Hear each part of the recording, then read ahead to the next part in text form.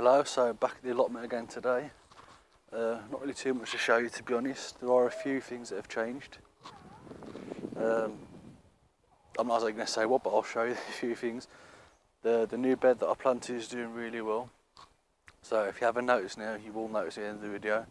A few things have changed, as I say. So I'll take you along and see you in a second for the tour. So this is the winter onion bed, which I planted about 3 days ago. These are planted with Shenshu, or however it's pronounced, Japanese winter onions. So I'll take these nets off now and I'll see if I can give you a close-up look.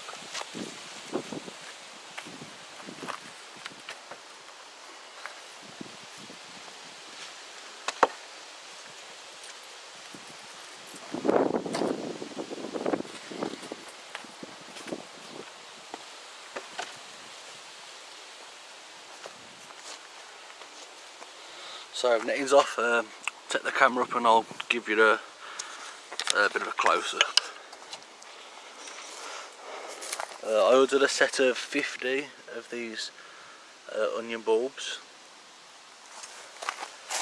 £3 I think it was off eBay, just as like a little try. They filled this bed up nicely, if you can just about see them. People on the allotment were saying only good things about this. So I thought I'll give them a shot, see how they do.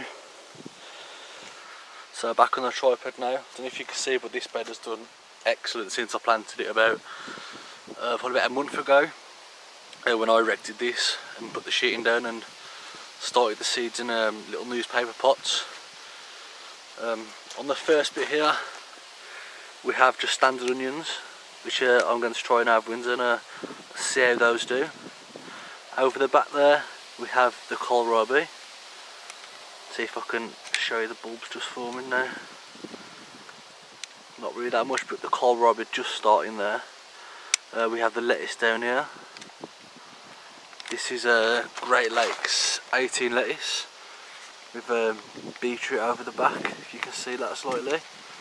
A dinosaur kale, also doing quite well. I've been using these in a lot of juices recently. Well, more the other half has, but they're all worth a try. These are seeds which were sent by Ray on the Praxis channel, so I'll see how these do this year. I figured I'd do quite a few other winter onions this year, seeing as if anything is probably one of the ones that I actually use the most out of the vegetable garden. I have got a pumpkin to show you. It's not great, it's not amazing, but it's my first pumpkin and I've never grew them before, so I'll take you over to that now. So I don't know if you can see what's poking through these leaves. I'll just try and get in here and give you a quick show. My first little pumpkin. Not exactly great, not exactly huge, but it's the first time growing. I've done nothing to the ground, just literally put straight in the ground, and this is what I've come with. So I'll have to come around here, show you a little better. If you can see there, quite a decent size, probably about the size of my hand. So as I say, not great, but not that bad either. The runner beans have been cropping like mad, so I think I'll take you over to those now. At the beans now, a lot of the plants have died, and I have collected the seeds. The seeds are quite good seeds. If I can show you this pod here, see if I can get one out for you. I've had a tub full of these, which I'm going to save for next year because they did produce pretty well.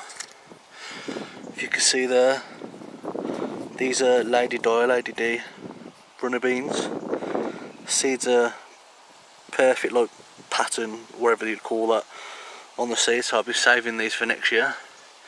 See if this one's equally as good. Quick question for people as well. I've seen people eating runner beans saying they're poisonous, some people saying they're not poisonous, and I've never tried a raw runner bean off the plant, like a young one, a young pod, so I'd like to try one, but I'm a bit of a pussy, I'm not really sure whether to yet, so see what you guys think, whether you've ate them and if you've had any bad side effects, or not to call you guinea pigs or anything, but just thought I'd give you a quick bit of an answer back for me in the comment section if you would. Down here are the leeks. These have actually done quite well. I've enriched the bed with bone meal or fish blood and bone, one of the two. Only taking a quarter of the bed, but I was definitely going to do well over winter. The rest of the beds, as you can see, there's not a lot left to them. Spare runner beans there and a parsnip there.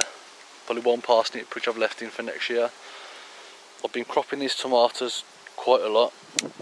They have been making great pizza sauce out of these. Sorry for the shaky camera work. So I will show you the last thing I'm going to show you now, because there isn't much else to show you, but it's a bit of one of my recovery kind of projects. So I'll take you out there and I'll show you what I've mainly done this video about to show you, as well as the update. So I'll see you in a second. I have myself a shed. Not exactly exciting news for most people, but this is my first shed now. It was on the plot next to me, one which I might be having. Down the back there, it was just a big pile of rubble. I was told by the people that it was a shed back in the day, but the chap, it blew over in the wind and the chap never rebuilt it back up basically. So that was a little task for me. I'll try and put some pictures up on the screen now, if I've got them still. I took a few like while it was in progress, but you didn't really see the rubble before, which I should have done because it looks like I'm lying now, but it was a bit of a mess, to be honest with you. I've had to rebuild quite a lot. So this is my little tool shed. I'll just open it up, give you a quick finger, then I'll take you inside. Or as I like to call it, not a tool shed, it's the TARDIS. All I need is a little sign, public police call box and painted blue, and I have my own little TARDIS. So I'll just open that up for you now.